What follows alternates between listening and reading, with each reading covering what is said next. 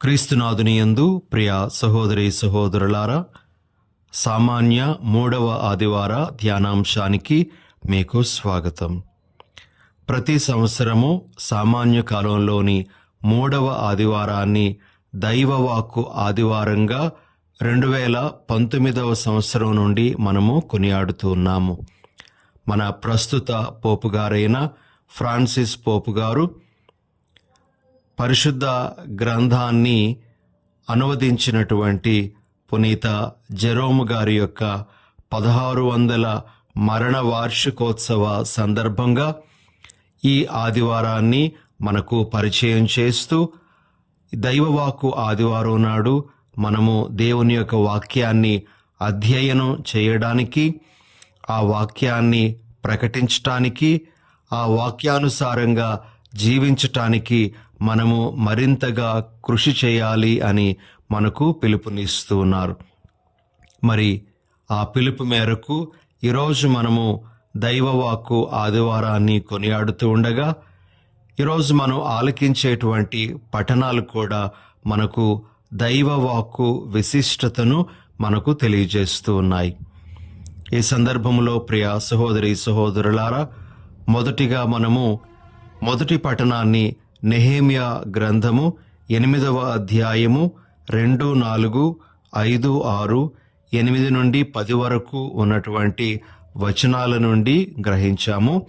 మరి ఈ పఠనము యొక్క సారాంశాన్ని, అదేవిధంగా సందేశాలను మనము మొదటిగా గ్రహించటానికి ప్రయత్నం చేద్దాం.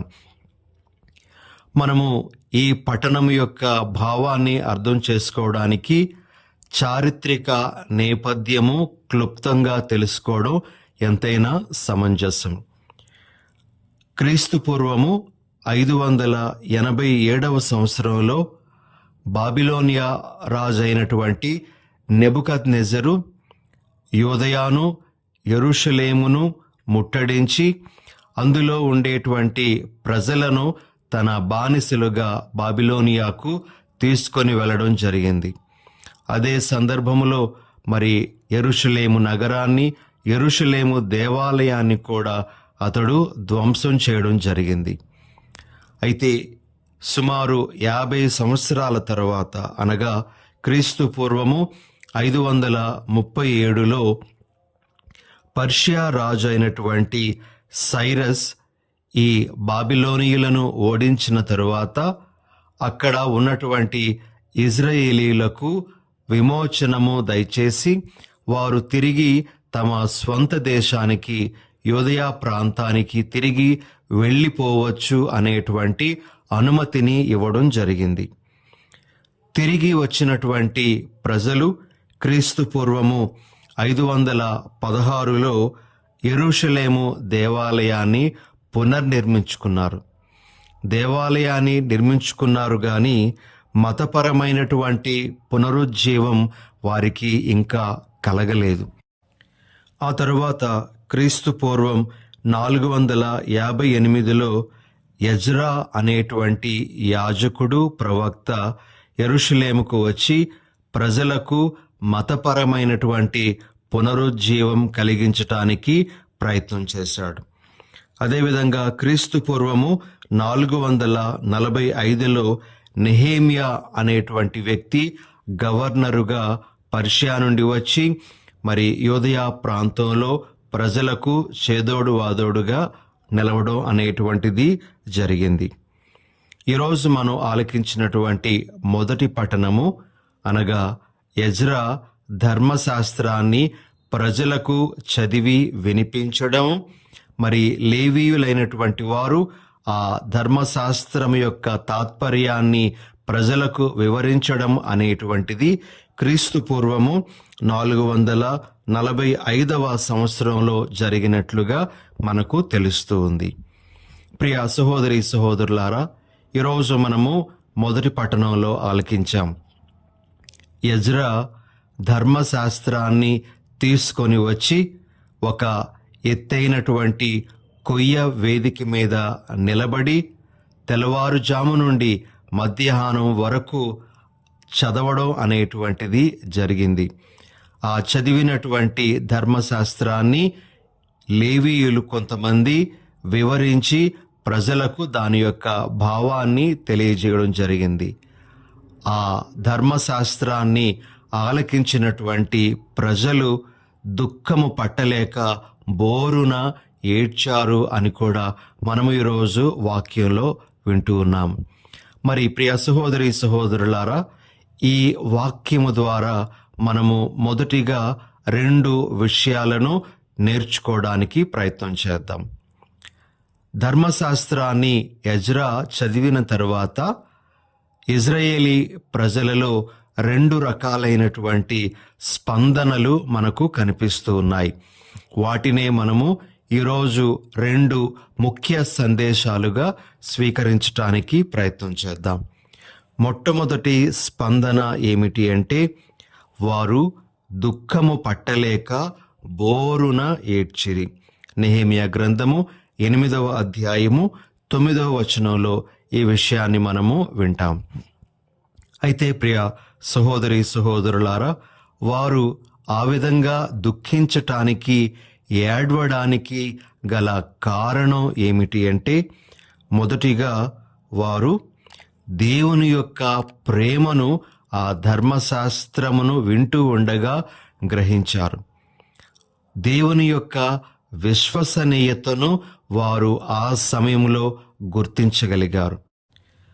తాము దేవునికి ద్రోహం చేయడం వలననే, ఆయన యొక్క ధర్మశాస్త్రాన్ని త్రోసిపుచ్చడం వలననే ఆ విధమైనటువంటి శిక్షకు గురి అయ్యాము అనే విషయాన్ని వారు గుర్తించగలిగారు. అంతేకాకుండా వారు వాక్యం వింటూ ఉండగా తమ జీవితాలను కూడా ఒకసారి విశ్లేషించుకున్నారు, పరిశీలించుకున్నారు. అందువలననే వారు దుఃఖము పట్టలేక బోరున ఏడ్చారు అని మనము వాక్యంలో వింటూ ఉన్నాం. ప్రియ సహోదరి సహోదరులారా, మొదటి స్పందన ఈ ఇజ్రాయేలీ ప్రజలలో మనము గమనించేటువంటిది ఏమిటి అంటే, వాక్యాన్ని వింటూ ఉన్నప్పుడు వారిలో దుఃఖము పుట్టుకొచ్చింది. మనము 119వ కీర్తన 130వ వచనంలో ఈ విధంగా ఆలకిస్తాం. నీ వాక్యముల వివరణము వెలుగును దయచేయును, తెలివిలేని వారికి తెలివి పుట్టించును. ప్రియ సహోదరి సహోదరులారా, ఈరోజు వాక్యము మన జీవితంలో చేసేటువంటి ఒక ముఖ్యమైనటువంటి కార్యము మనకు గుర్తుకు వస్తుంది. అదేమిటి అంటే, వాక్యము మనకు వెలుగును దయచేస్తూ ఉంది. మనము చీకటిలో ఉండేటప్పుడు దేనిని చూడలేం, కానీ వెలుగులో ఉన్నప్పుడు ప్రతిదీ కూడా మనము చూడగలం. మరి వాక్యము ఒక వెలుగుగా మనకు తోడ్పడుతూ మనము విషయాలను గ్రహించటానికి అది ఎంతగానో ఉపకరిస్తూ ఉంది. అందుకే కీర్తనకారుడు అంటారు, 119వ కీర్తన 105వ వచనం, నీ వాక్కు నా పాదములకు దీపము, నా త్రోవకు వెలుగు అని. వాక్య వెలుగులో మన జీవితాలను ఎల్లప్పుడూ మనము విశ్లేషించుకుంటూ ఉండాలి. దేవుని వాక్యము మనలో ఉండేటువంటి చీకటి కోణాలను బయటకు తీసుకొని వస్తుంది. అందుకే ప్రియ సహోదరి సహోదరులారా, దేవుని యొక్క వాక్యాన్ని మనము ఆలకించేటప్పుడు కానీ, చదివేటప్పుడు కానీ ఆయన వెలుగులోనికి మనం వెళ్తూ ఉన్నాము అనే విషయాన్ని ఎల్లప్పుడూ కూడా గుర్తుంచుకోవాలి. ఇది మొట్టమొదటిగా ఈరోజు మనము గ్రహించాల్సినటువంటి విషయం. ఇక 2వ స్పందన, ఇజ్రాయేలీ ప్రజలు ఎజ్రా ధర్మశాస్త్రాన్ని చదివినప్పుడు వారిలో కలిగినటువంటి స్పందన ఏమిటి అంటే, వారు వాక్యము విన్న తరువాత ఎజ్రా మరియు ఇతర యాజకుల ప్రోత్సాహంతో ఆనందించడం కూడా మొదలుపెట్టారు. మనము నెహెమ్యా గ్రంథము 8వ అధ్యాయము 12వ వచనంలో ఈ విధంగా ఆలకిస్తాం. ధర్మశాస్త్రము తమకు అర్థమైందన్న ఆనందముతో ప్రజలు ఇండ్లకు వెళ్ళి తిని త్రాగి ఆనందించిరి, పేద సాధలకు అన్నపానీయములు పంపించిరి. ప్రియ సహోదరి సహోదరులారా, దేవుని యొక్క వాక్యం చేసేటువంటి ఇంకొక కార్యము ఏమిటి అంటే, వాక్యము మన యొక్క హృదయాలకు ఆనందాన్ని కూడా కలుగు చేస్తూ ఉంది. ఎందుకు అంటే ఆ యొక్క వాక్యము ద్వారా మన జీవితాలు బాగుపడుతూ ఉన్నాయి. ఆ వాక్యము ద్వారా మన జీవితాలు దేవునికి సంతోషకరమైనటువంటి జీవితాలుగా ఉంటున్నాయి. కాబట్టి అది మనకు కూడా సంతోషాన్ని ఇస్తూ ఉంది. కాబట్టి వాక్యము మనలో చేసేటువంటి ఇంకొక కార్యం ఏమిటి అంటే, అది మనకు సంతోషాన్ని ఇచ్చేటువంటిది. కాబట్టి ఈ రెండు స్పందనలు ఆ ఇజ్రాయేలీ ప్రజలలో కనబడినట్లే మనలో కూడా ప్రదర్శితమవ్వాలి. మొదటిగా మనము వాక్యాన్ని వినేటప్పుడు మన జీవిత వాస్తవాన్ని మనము గ్రహిస్తూ దాని నిమిత్తమై పశ్చాత్తాపం చెందాలి, పరివర్తన చెందాలి. రెండవది, మనము ఈ వాక్యం ద్వారా ప్రభు యొక్క సంతోషంలో పాలు పంచుకుంటూ ఉన్నాము, ఆ ప్రభు మనలను ఆనందంలోనికి నడిపిస్తూ ఉన్నారు అనేటువంటి భావం కూడా మనలో ఉండాలి. ప్రియమైనటువంటి సహోదరి సహోదరులారా, 119వ కీర్తన 47వ వచనంలో మనము ఈ విధంగా ఆలకిస్తాం. నీ ఆజ్ఞలు నాకు ఆనందమును వసుగును, అవి నాకు ప్రీతి పాత్రములు. అదేవిధంగా ఇర్మియా గ్రంథము 15వ అధ్యాయము 16వ వచనంలో ఈ విధంగా వ్రాయబడింది. నీవు నీ పలుకులను నాకు వినిపింపగా నేను వానిని భుజించి తిని. దేవుడవు సర్వశక్తిమంతుడవైన ప్రభు, నేను నీ వాడను కనుక నీ వాక్కులు నాకు ఆనందము కలిగించెను, నా హృదయముకు ప్రమోదము చేకూర్చెను. కాబట్టి ఈ రెండు విషయాలను మొట్టమొదటిగా మన మనసుల్లో పెట్టుకోవడానికి ప్రయత్నం చేద్దాం. ఇక ఈరోజు మనం ఆలకించిన సువార్త పఠనము లూకా సువార్త 1వ అధ్యాయము 1 నుండి 4 మరియు 4వ అధ్యాయము 14 నుండి 21 వరకు గ్రహించబడింది. లూకా సువార్తీకుడు సువార్తను థెయోఫిలు అనేటువంటి ఒక వ్యక్తిని ఉద్దేశించి రాసినట్లుగా మనకి మొట్టమొదటి వాక్యం తెలియజేస్తూ ఉంది. థెయోఫిలు అనగా దేవుని ప్రేమికుడు అని అర్థం. దేవుని ప్రేమించేవాడు, లవర్ ఆఫ్ గాడ్ అని చెప్తూ ఉంటారు ప్రియ సహోదరి సహోదరులారా. మరి ఆ థెయోఫిలు అనేటువంటి ఒక వ్యక్తి ఉండి ఉండవచ్చు, లేదా ఆ థెయోఫిలు నువ్వు నేనై కూడా ఉండవచ్చు. మనం కూడా దేవుని ప్రేమించేటువంటి వాళ్ళమైతే మనలను ఉద్దేశించి కూడా ఈ సువార్త వ్రాయబడింది అని మనము గ్రహించాలి. అయితే సువార్తీకుడైనటువంటి లూకా ఈ విధంగా 2వ వచనంలో తెలియజేస్తూ ఉన్నారు. వారు రాసిన ఈ సంఘటనలను మొదటి నుండి ప్రత్యక్షముగా చూచిన వారి వలన, సువార్తను బోధించిన వారి వలన మనము వినియున్నాము. ఇక్కడ సువార్తీకుడైనటువంటి లూకా చెప్తున్నటువంటి మాట ఏమిటి అంటే, నేనిప్పుడు రాస్తున్నటువంటి ఈ సువార్త అనేటువంటిది ప్రత్యక్ష సాక్షుల వలన నేను వినినటువంటిది.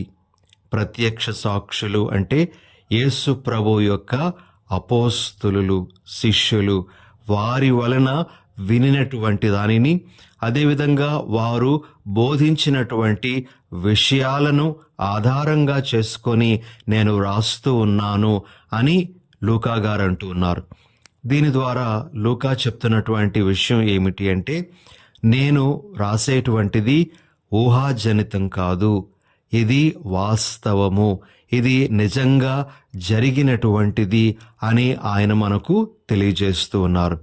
ఇదే సందర్భంలో మనము ప్రియ సహోదరి సహోదరులారా, యోహాను గారు తాను రాసినటువంటి మొదటి లేఖ 1వ అధ్యాయము 1 నుండి 3 వరకు ఉన్న వచనాలను ఒకసారి మనము పరిశీలిద్దాం. సృష్టి ఆరంభము నుండి గల జీవవాక్కును గూర్చి మేము మీకు తెలుపుచున్నాము. మేము దానిని చెవులారా విని కన్నులారా కాంచితిమి. కన్నులారా కాంచుటయే కాదు, మా చేతులు దానిని స్పృశించినవి. ఈ జీవము ప్రదర్శింపబడినప్పుడు మేము దానిని చూచితిమి, సాక్ష్యమిచ్చితిమి. కనుకనే మేము దానిని గూర్చి మాట్లాడుచు మనకు విదితము చేయబడినదియు పితతో ఉండునదియు అగు నిత్య జీవమును గూర్చి మీకు విశదమనర్చుచున్నాము. పితతోడను కుమారుడు యేసుక్రీస్తు తోడను మాకు గల సహవాసములో మీరును మాతో చేరుటకై మేము వినినవి కనినవి అగువానిని మీకు తెలియచెప్పుచున్నాము.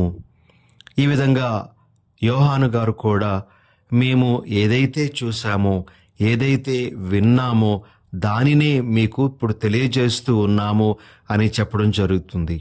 కాబట్టి ప్రియ సహోదరి సహోదరులారా, మన ముందు ఉన్నటువంటి పరిశుద్ధ గ్రంథం, మన ముందు ఉన్నటువంటి సువార్తలు అనేటువంటివి కేవలము ఊహాజనితాలు కావు. దేవుడే ప్రథమ గ్రంథకర్త. పరిశుద్ధాత్మ ప్రేరణ వలన మానవుడు ఆ విషయాలను గ్రంథస్థం చేశాడు. మానవ సహకారంతో దేవుడు మానవులకిచ్చినటువంటిదే పవిత్ర గ్రంథము అని మనము ఈరోజు గ్రహించాలి. కాబట్టి మొదటిగా ప్రియ సహోదరి సహోదరులారా, మనము పరిశుద్ధ గ్రంథం గురించి చదివేటప్పుడు ఇవి కల్పితాలు, ఊహించుకుని రాసినటువంటివి అనే విషయాల నుండి బయటపడాలి. ఇవి వాస్తవాలు, ఇవి సత్యాలు అనేటువంటి ఆ విషయాన్ని మనం నమ్ముతూ పరిశుద్ధ గ్రంథాన్ని మనము పఠించాలి. అందులో ఉండేటువంటి విషయాలను గ్రహించటానికి ప్రయత్నం చేయాలి. ఇది మొట్టమొదటిగా ఈరోజు ప్రభు మనందరికీ తెలియజేస్తున్నటువంటి విషయం. ఇక ప్రియ సహోదరి సహోదరులారా, యేసు ప్రభు అలవాటు చొప్పున ప్రార్థనా మందిరానికి ప్రతి సబ్బతు దినాన వెళ్ళడం అనేటువంటిది మనం చూస్తూ ఉన్నాం. మరి ఆ రోజు ఆయన నజరేతులో ఉండేటువంటి ప్రార్థనా మందిరానికి తన అలవాటు చొప్పున వెళ్ళడం జరిగింది. అక్కడ జరిగేటువంటి ప్రార్థనలోనూ దైవగ్రంథ పఠనములోనూ ఆయన పాల్గొంటూ ఉన్నారు. దైవగ్రంథ పఠనాన్ని చదివేటప్పుడు ఆయన యెషయా గ్రంథంలోని వాక్యాలు చదవడానికి నిలబడి మరి ఆ వాక్యాలను చదవడం అనేటువంటిది జరిగింది. యేసు ప్రభు ఈ విధంగా వాక్యాలను మరి చదివి వినిపించారు. లూకా సువార్త 4వ అధ్యాయము 18 నుండి 19 వరకు వచనాలు. ప్రభువు ఆత్మ నాపై ఉన్నది, పేదలకు సువార్తను బోధించుటకై ఆయన నన్ను అభిషేకించెను. చెరలోనున్న వారికి విడుదలను, గ్రుడ్డి వారికి చూపును కలిగించుటకును, పీడితులకు విమోచనము కలుగు చేయుటకును, ప్రభుహితమైన సంవత్సరమును ప్రకటించుటకును ఆయన నన్ను పంపెను. ప్రియ సహోదరి సహోదరులారా, ఇవి యెషయా గ్రంథము 61వ అధ్యాయము 1 నుండి 2 వరకు ఉన్నటువంటి వచనాలు. ఈ వచనాలనే ప్రభువు చదివి వినిపించడం జరిగింది. అయితే చదివిన తర్వాత ప్రభువు చెప్పినటువంటి ఒక మాట ఆ ప్రార్థనా మందిరంలో ఉండేటువంటి ప్రజలందరినీ కూడా ఆశ్చర్యానికి, అదేవిధంగా కోపానికి కూడా గురి చేసింది. ప్రియ సహోదరి సహోదరులారా, మరి ప్రభువు చెప్తున్నటువంటి మాటలు ఏమిటి అంటే, మనము లూకా 4:21 ఈ విధంగా వింటాం. ఆయన వారితో, నేడు మీ ఎదుట ఈ లేఖనము నెరవేరినది అని పలికెను. అంతవరకు తాను చదివినటువంటి ఆ వాక్యాలన్నీ తనలో పరిపూర్ణంగా నెరవేరాయి అనే విషయాన్ని ప్రభువు నిర్భీతిగా వారి ముందు చెప్పడం జరిగింది. ప్రియ సహోదరి సహోదరులారా, మరి యేసు ప్రభు ఈ విధంగా ఈరోజు ఈ లేఖనము మీ ఎదుట నెరవేరింది అని చెప్పడం ద్వారా ప్రజలు ఎదురు చూస్తున్నటువంటి మెస్సయ్య నేనే అనే విషయాన్ని వారికి ఆయన ప్రకటించారు.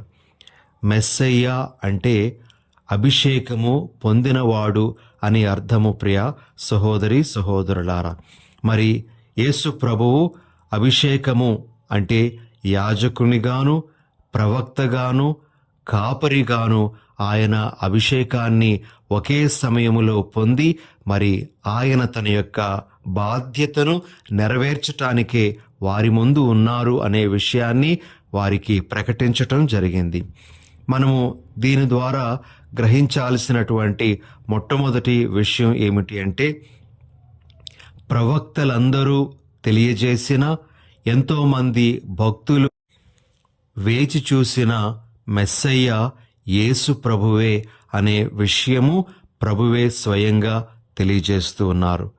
ఈరోజు మనమందరము గ్రహించాల్సినటువంటి విషయం ఏమిటి అంటే, యేసు ప్రభు మత్తయి సువార్త 5వ అధ్యాయము 17వ వచనంలో తెలియజేసినట్లుగా, నేను ప్రవక్తల ప్రవచనాలను, ధర్మశాస్త్రాన్ని రద్దు చేయటానికి రాలేదు, కానీ వాటిని సంపూర్ణమనర్చుటకే వచ్చి ఉన్నాను అనేటువంటి మాటలు మనము గుర్తుంచుకోవాలి. ఎన్నో వందల సంవత్సరాలకు పూర్వము మెస్సయ్య గురించి చెప్పబడినవన్నీ కూడా మరి యేసులో నెరవేరుతూ ఉన్నాయి అనే విషయాన్ని ప్రభువే మరి ప్రకటించారు. ప్రియ సహోదరి సహోదరులారా, అయితే ప్రజలు ఆశించినటువంటి విధంగా కాకుండా దేవుడు తన ప్రణాళిక చొప్పున మెస్సయ్యాను పంపించారు అని మనము గ్రహించాలి. ఆనాటి ప్రజల యొక్క నిరీక్షణ ఏమిటి అంటే, వారు రోమన్ నాయకుల, రోమన్ చక్రవర్తుల యొక్క పాలనలో ఉండగా ఆ పాలనను అంతమొందించి తమకు రాజకీయ స్వేచ్ఛను ప్రసాదించేటువంటి మెస్సయ్య కోసం వారు నిరీక్షిస్తూ ఉండేవారు. ప్రభు వారికి స్పష్టంగా తెలియజేసినటువంటి విషయం ఏమిటి అంటే, తాను వచ్చింది వారికి రాజకీయ స్వేచ్ఛను ప్రసాదించటానికి కాదు గాని వారికి ఆధ్యాత్మికమైనటువంటి విమోచనాన్ని ఇవ్వడానికే తాను వచ్చాను అని ఆయన మరి ప్రకటించడం జరిగింది. ప్రియ సహోదరి సహోదరులారా, యేసు ప్రభు యొక్క మాటలను ఆనాటి ప్రజలు సరిగా గ్రహించలేకపోయారు. వారు ఆయన మీద మండిపడడం కూడా జరిగింది.